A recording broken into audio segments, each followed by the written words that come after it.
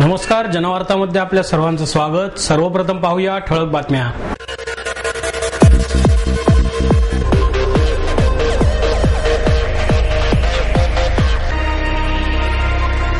अण्णा हजारे यांच्या अटकेच्या निषेधार्थ पुण्यातील तरुणाईच्या वतीने जोरदार निदर्शने। रायगडाला जेव्हा जाग येते या नाटकाच्या 2300व्या प्रयोगानिमित्त सत्कार कार्यक्रमाचे आयोजन। आणि व्यसनी व्यक्तींना गैरसमज किंवा द्वेषापोटी दूर लोटू नका, मुंबई महापालिकेचे माजी उपायुक्त गोरा खैरनार यांचे आवाहन। अण्णा हजारे यांच्या अटकेच्या निषेधार्थ पुण्यातील तरुणाईच्या वतीने जोरदार निदर्शने करण्यात आली। अण्णा हजारे यांनी लोकपाल विधेयक मंजूर करण्यासाठी 16 ऑगस्ट पासून दिल्ली येथील जंतर मंतरवर आंदोलन करणार असल्याचे जाहीर केले होते, परंतु त्यांना जंतर मंतर येथील जागा नाकारून जयप्रकाश नारायण नॅशनल पार्क येथे 3 दिवस उपोषणास परवानगी दिली होती, परंतु नंतर ती जागा सुद्धा दिल्ली पोलिसांनी नाकारून अण्णा हजारे आणि त्यांच्या टीमला पोलिसांनी अटक केली। लोकपाल विधेयक मंजूर करण्यासाठी आणि अण्णांना अटक केल्याच्या निषेधार्थ अण्णा हजारेंना भारतातून भरघोस पाठिंबा मिळत आहे। त्यातच पुण्यातून अबालवृद्धांसह तरुणाईचा मोठा पाठिंबा मिळत आहे।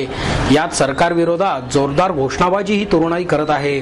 शहरातील बालगंधर्व चौक, महानगरपालिका, सप महाविद्यालय समोर तसेच शहरातील विविध ठिकाणी हजारे यांना अटक केल्याच्या आणि त्यांनी सुरू केलेल्या आंदोलनास भरघोस पाठिंबा मिळाला।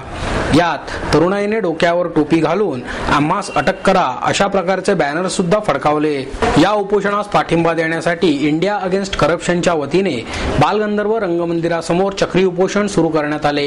यामध्ये एकूण 40 ते 45 संघटना सहभागी झाल्या असून दर 12 तासांनी एक संघटना येऊन या ठिकाणी उपोषणास बसणार आहे। यामध्ये परिवर्तन, art of living, Bharat Swabhiman, शिक्षण हक्क मंच, हिंदू जनजागृती समिती आदी संघटनांनी सहभाग घेतला। या आंदोलनात शाळकरी मुलांनी सुद्धा सहभाग नोंदविला। माझं नाव डॉक्टर गीतेश देवाने आहे। मी मागच्या 3 महिन्यापासून या मुवमेंटमध्ये अण्णा हजारेंचं कार्य जे आहे जनलोकपाल कायद्याविषयी ते प्रचार आणि प्रसार करण्याचं हे करत आहे। आज अण्णा हजारेंना अटक करण्यात आली, त्यांना अनशनला परमिशन न देण्यात आली। इनफॅक्ट ही कंट्री फ्री कंट्री आहे, आपल्याला 1947 या देशाला फ्रीडम मिळालेली आहे, तरी आज आपल्याला पीसफुल प्रोटेस्ट करण्याचा कोणताही मार्ग सरकारने उपलब्ध करून दिलेला नाहीये। त्याविषयी त्या विरोधातही आम्ही आज इथे प्रोटेस्ट करत आहोत। आणि दुसरी गोष्ट अशी की जनलोकपाल कायदा याच्यात लवकरात लवकर सरकारने घ्यावे, काही स्टेप्स उचलावे, याच्यासाठी आम्ही प्रोटेस्ट करत आहोत। तर दुसरी गोष्ट अशी की आम्ही अजून ठरवलेलं आहे की आजच्या दिवसात संध्याकाळपर्यंत आम्हीही अरेस्ट स्वतःला करून घेऊ। जर आणखीन त्या अण्णांना सोडण्यात न आलं किंवा आणखीन काहीतरी अत्याचार करण्यात आले तर आम्ही जरूर कोर्ट अरेस्ट आजच्या दिवसात करून घेणार आहोत। मुख्यतः जनलोकपाल कायद्याचं जे आहे, लोकपाल, सरकारी लोकपाल आणि जनलोकपाल कायदा यात सगळ्यात मोठा डिफरन्स हा आहे की लोकपाल कायद्यात अशी कोणतीच तरतूद नाहीये की 99% जे सरकारी अधिकारी आहेत त्यांनी सोडण्यात आलंय। काही प्रमाणातच फक्त त्यांना सरकारी अधिकारी त्याच्यात ठेवण्यात आले आहेत आणि एनजीओज ज्यांची की त्याच्यात ठेवण्याची गरज नव्हती त्यांना आतमध्ये ठेवण्यात आलं आहे। जनलोकपाल कायद्यात जे सगळे तरतुदी आहेत त्यातले 17-18 तरतुदी त्यांनी ज्या महत्वाच्या आहेत त्या घेतल्या पाहिजे होत्या, त्या आजही त्यांनी घेतलेल्या नाहीयेत। तर ते महत्वाचं आहे, त्याच्या विरोधातही आम्ही निदर्शने आज इथं करत आहोत। जय हिंद, माझं नाव आझाद आहे। अण्णांना अटक केली हे ऐकलं आम्ही। हे अटक करणारे नक्की कोण आहेत? पोलीसच आहेत। हे पोलीस काय माणसं नाहीत का? यांना भ्रष्टाचाराची झळ पोचत नाही का? महागाई यांच्या घरापर्यंत काय पोचली नाही का? हे काय परग्रहावर आलेत का पोलीस? सरकारची ताकद कोण आहे? पोलीस आहे। जर ह्यांनी जर आम्हाला मदत केली तर हे आंदोलन कधी यशस्वी लगेच होऊ शकतं। माझं नाव अवनी वेले आहे। पुण्यातली परिवर्तन ही तरुणांची संस्था 2.5 वर्षापूर्वी आम्ही सुरू केली होती आणि आता जनलोकपाल कायदा यावा ह्याच्यासाठी परिवर्तन अण्णांच्या पूर्ण सपोर्टमध्ये आहोत आम्ही सगळेजण। आणि आज सकाळी 10 पासून आम्ही पूर्ण 24 तास सर्वजण इथे उपोषणासाठी सहभागी झालेलो आहोत आणि जनलोकपाल यावा ह्याच्यासाठी आम्ही आमच्या परीने पूर्ण प्रयत्न करतोय। आज सकाळी अण्णा हजारेंना अटक झाल्याचं ऐकून अत्यंत दुःख झालं। त्यांची अटक हे आपल्या देशाच्या दृष्टीने अत्यंत दुर्दैवी बाब आहे। याआधीही केंद्र सरकारने दडपशाहीने परमपूजनीय रामदेव बाबांचं आंदोलन चिरडण्याचा प्रयत्न केला। मला असं वाटतं की सत्ताधाऱ्यांची ही जी काही वृत्ती आहे ती हुकुमशाहीची आहे। रामदेव बाबा अण्णा हजारे यांनी सुरू केलेलं जे आंदोलन आहे ते भ्रष्टाचार विरोधी आहे आणि हे भ्रष्टाचार जोपर्यंत जात नाही तोपर्यंत आपल्या देशाची प्रगती होणार नाही. त्यामुळे या आंदोलनाला सर्वांनी पाठिंबा दिला पाहिजे. या आंदोलनामध्ये अनेक लोक सहभागी झालेले आहेत. तरुण वर्ग जास्त प्रमाणात सहभागी झालेला आहे. याला जास्तीत जास्त यशस्वी करणं आणि आपल्या देशाच्या दृष्टीने अत्यंत आवश्यक आहे असं मला वाटतं. एकता शर्मा, लोकशाही ने अन्ना हजारे को जेल में डाला, ये पूरे देश के लिए बहुत दुखदाई बात है. अन्ना हजारे को जेल में नहीं डालना चाहिए था. ये पूरा सिस्टम बहुत करप्ट है. हम इस अन्ना हजारे को सपोर्ट करने के लिए यहाँ पे बैठे हैं.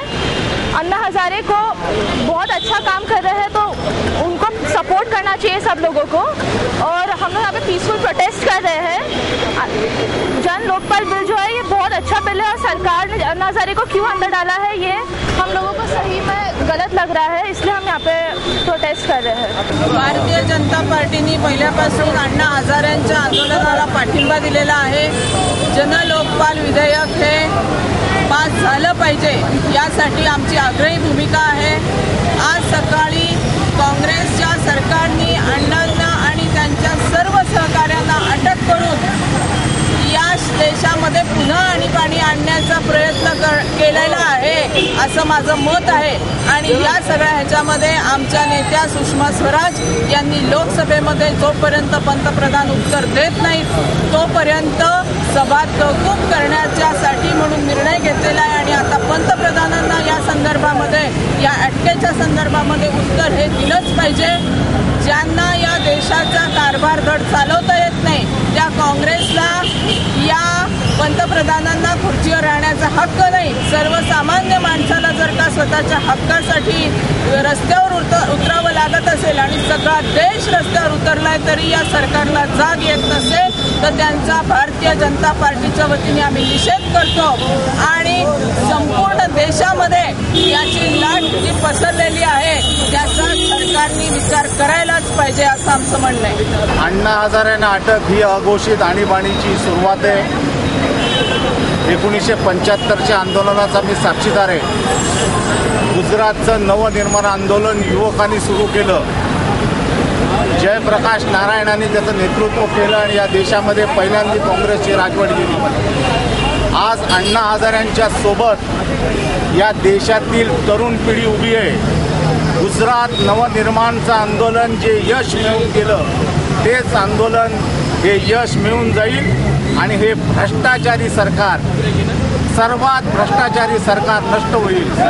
मला लाज वाटते अण्णा हजारेंची आज रवानगी बिहारच्या तुरुंगात केली आहे.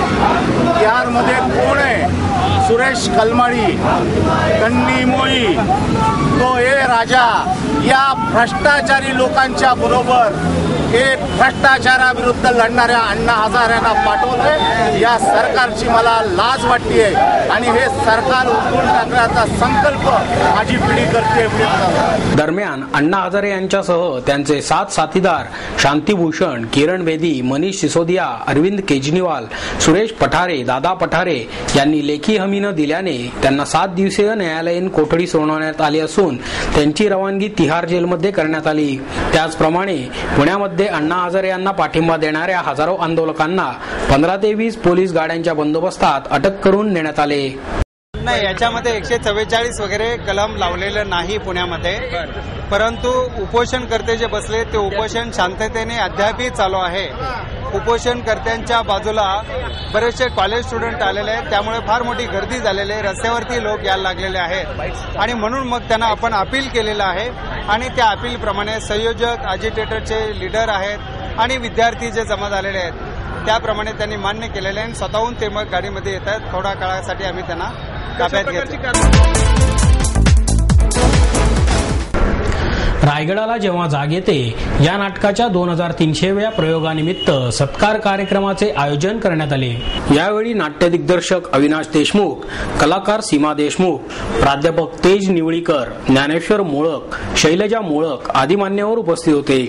शिवस्पर्श परिवार आणि जिजाऊ ग्रंथालयाच्या वतीने 50,000 रुपयांचा धनादेश देशमुख यांना ज्येष्ठ नाट्य निर्माते माजी आमदार राजाराम शिंदे यांच्या हस्ते देण्यात आला.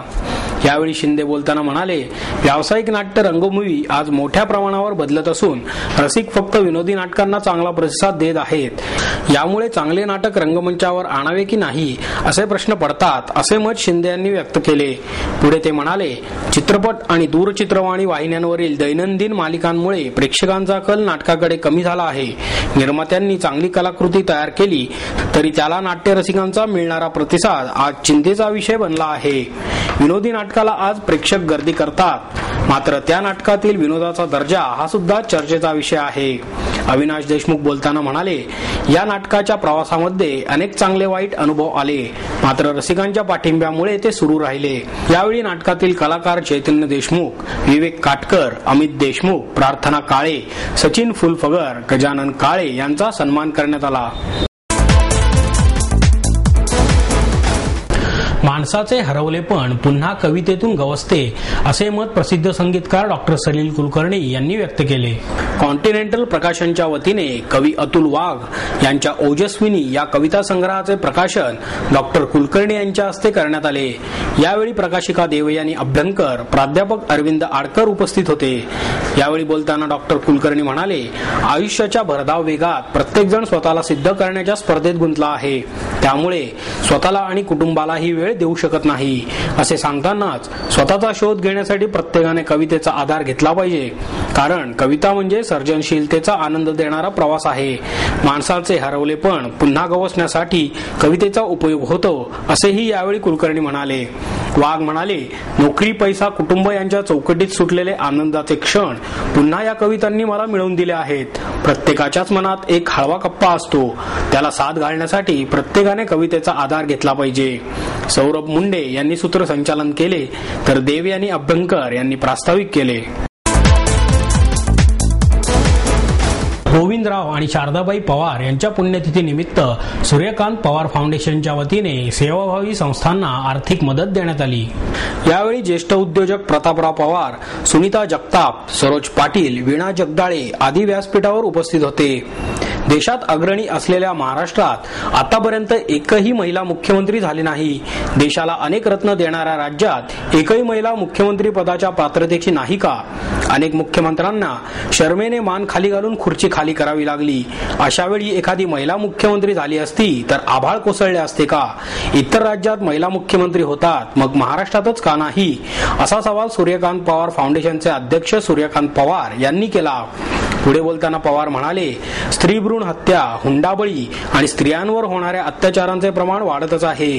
स्त्रिया आणि अत्याचार हे जणू समीकरणच बनले आहे. देशाची आर्थिक परिस्थिती सुधारली असली तरी पुरुषांमध्ये स्त्रियांविषयी समानतेची भावना आलेली नाही. निसर्गाने स्त्रियांना अबला बनवले नसून पुरुषांनी त्यांना परावलंबी केले आहे.